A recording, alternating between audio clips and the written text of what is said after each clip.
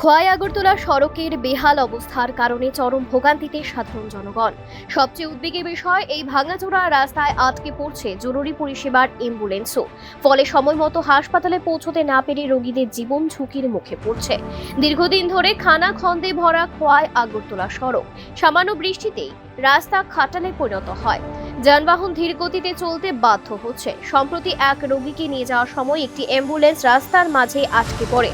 স্থানীয়দের সহযোগিতায় অনেক চেষ্টার পর সেটিকে উদ্ধার করা সম্ভব হয়।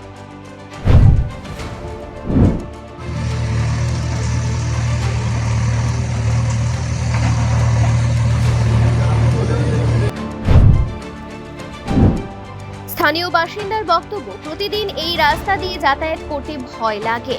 রোগী নিয়ে অ্যাম্বুলেন্সও যদি আটকে যায় তাহলে মানুষের জীবন বাঁচবে কিভাবে? ওই গাড়ি দুইটা গাড়িটা বেশ আছে।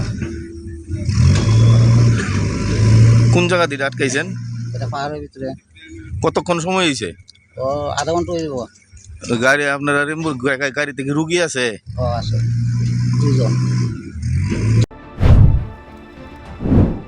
স্থানীয়দের দাবি, দ্রুত খোয়াই আগরতলা সড়কের সংস্কার করা হোক। বর্তমান উন্নয়নমুখী সরকারের কাছে এই আর্জি রাখলেন স্থানীয় জনগণ।